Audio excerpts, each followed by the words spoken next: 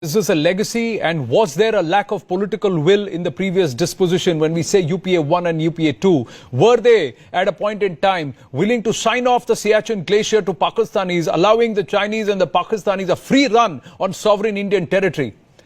Let's go across to the one man who was the army chief at that time, the former Army Chief General J.J. Singh. General J.J. Singh, good evening, sir. Thank you very much for taking the time out to speak to me here at CNN News 18. Let me first ask you in straight up, did the Indian Army ever accept or consent to give up Siachen back in 2006? Anand, I would like to reassure you that the Indian Army at no stage had ever expressed a desire to vacate Siachen and come down to lower heights. If that's the case, then what is it that that Mr. Shyam Saran has said, claimed in his book, that you first agreed and then you changed your position after the National Security Advisor, Mr. M.K. Narayanan, objected? This is half-truth. I would like to tell you that Mr. Shyam Saran is wrong in saying that I had two views. I had only one view, and the view was that if we vacate or fall back from our positions in Siachen, it will be very difficult to regain them in case Pakistan reneges from their agreement. Therefore, the first step will be the Pakistanis admit where the present positions are and they accept that on the ground these are the positions which they are holding, and we have authentication done to make the world know, and more importantly the people of Pakistan to know, that the Pakistan Army has been bluffing them. They were nowhere near the Siachen Glacier. If I can recall to mind some peoples who know about that area, on the west of the Siachen Glacier is the Saltoro mountain range, yes, about 50 kilometers long, yes, and it is on the west of that, on the lower slopes, yes, that the Pakistan Army was able to occupy some positions because they were caught napping.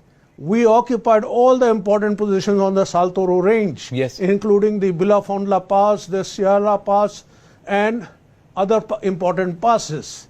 So to say that the plan was to make it a mountain of peace, yes, and I thought it was also quoted, I'm quoting from his book, Shyam Saran's book.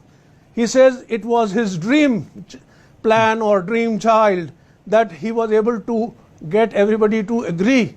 I'm afraid that is not the truth, and not once, but it has been constantly the Indian Army's stand that Pakistan has to admit where they are presently located and what are the Indian positions and the line of actual control which is going between them. It's called the actual ground position line. yes. He forgets all that and he says that General J.J. Singh said this and in public.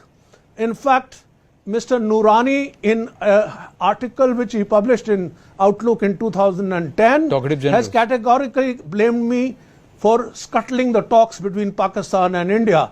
I do not know what the pressures were on the government of the day, but they were very keen to go ahead with this, but for the stand that I took, and the Indian Army has continued to maintain that stand thereafter.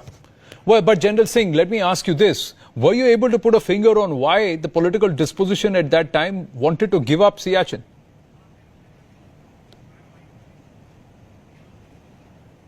Well, there could have been a sinister design, and Pakistan is capable of doing things like that. And we didn't have enough trust in them. That's why the army never accepted this condition unless they authenticate on the ground and on the maps. Now, the point is the pressure on the government of the day possibly could have been from the American side, because American wanted Pakistan to give them a quid pro quo, or Pakistan was threatening America that they may allow the Chinese to come into Gilgit and Baltistan. Right. Now, these things are also being talked about. And I personally feel that we should never allow Siachen to be vacated. Even if they agree now, it's too late. We should stay there. Our men are well acclimatized. they are well